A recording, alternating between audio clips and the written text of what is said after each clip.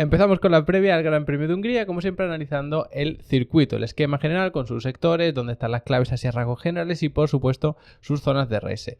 Empezando por los sectores, como siempre tenemos tres. En este caso sí que son bastante distintos porque si os fijáis el primer sector en rojo tenemos una recta medianamente importante para lo largo que es el circuito, que ya os digo es bastante corto, una horquilla que tenemos por aquí bastante abierta y otra por aquí, porque luego la 3 se hace a fondo. Y eso es el primer sector. El segundo sí que es un poco más complicado, tenemos una curva muy rápida que es la 4 y luego toda la serie de curvas 8, 9, 10, 11 que son las más rápidas del circuito. Por supuesto, una chicane por aquí y una horquilla todavía más abierta que las que teníamos en el primer sector. Por lo tanto, sí que hay bastante diferencia entre el segundo sector y el primero. Y luego el tercero es el más lento porque tenemos aquí una curva que es sorprendentemente lenta, al menos viendo cómo es el esquema, y luego una horquilla más cerrada y una horquilla que es un poco más abierta que la 13, pero sigue siendo más cerrada que, por ejemplo, la curva número 2 o que la número 5. Más o menos es como la 1, aunque el esquema pueda confundir porque, si os fijáis, son 180 grados clavados, lo que pasa que no tenemos una curva muy cerrada, son 180 grados porque vamos justo hacia abajo y luego salimos justo hacia arriba, pero la curva es bastante abierta, no es como si tuviésemos justo aquí hacia allá, ¿vale?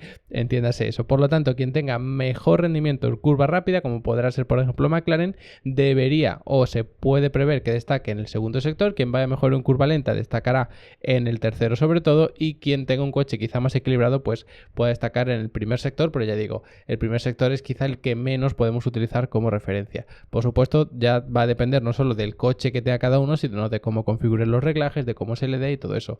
Por cierto, el sector que vuelve a marcar la tendencia de la vuelta, por así decirlo, es el segundo sector porque es el más largo, el que más curvas tiene. Fijaos que vamos desde la 4 hasta la 7. Aquí tenemos 3 curvas y aquí tenemos otras 3, sabiendo que encima una de ellas es a fondo, que es la 3. Por lo tanto, la mayoría de curvas y la mayoría de puntos donde se puede ganar o perder tiempo están en el segundo sector. Y ya pasando a las zonas de DRS, pues tenemos dos. Una en la recta principal, que es el punto quizá más típico de adelantamiento, y luego otra pequeña zona de DRS aquí, que incluso veis que tiene cierta curvatura, no es totalmente recta. Es un circuito muy corto con muchísimas curvas y por lo tanto no caben zonas de DRS. Bueno, nos quedan muchísimas curvas por el número, tenemos 14 solamente, entre comillas, sino que para como es el circuito apenas hay tramos de recta. Por lo tanto, este suele ser el punto principal de adelantamiento. Para adelantar ahí tienes que trazar diferente a la 14 para abrirte en la entrada y salir más cerrado con más velocidad, y ahí es donde se suele intentar el adelantamiento, incluso ya apurando la frenada de la 1. Si te quedas muy cerca, puedes utilizar la siguiente zona de DRS, incluso la curva 2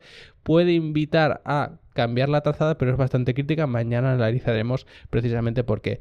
Dato muy importante, el punto de detección de DRS está aquí, antes de la curva 14. Por lo tanto, una vez más, no os fijéis si hay un piloto detrás de otro a menos de un segundo aquí, sino si ha pasado a menos de un segundo en esta zona, que está bastante más atrás. Y no solo eso, sino que si un piloto pasa aquí a menos de un segundo, abre DRS y adelante aquí, aunque ya esté por delante, aquí va a poder abrir el DRS otra vez. Así que cuidado con estas cosas, que a veces es un poco confusa, y yo creo que así ya se aclara. Y con esto terminaremos el vídeo de hoy, muy cortito, muy al grano. Os espero mañana analizando cada una de estas curvas para que veáis dónde están las zonas clave y demás. Y por supuesto, los que queréis formarnos en automovilismo real o virtual, pues en Level Up Academy me vais a tener de sobra, porque hay más de 50 cursos, 30 masterclasses, tenéis el soporte personal, por supuesto, que siempre que me preguntéis cualquier cosa os respondo personalmente en cuanto pueda. Tenéis los setups para Sim Racing, los certificados, las descargas. Ya sabéis que tenéis ahí de todo, así que echarle un buen vistazo y si os interesa pues os apuntáis y nos vemos por allí. Así que lo dicho, como siempre, muchas gracias por haberos quedado hasta el final del vídeo y nos vemos mañana analizando las curvas de este trazado de Hungría.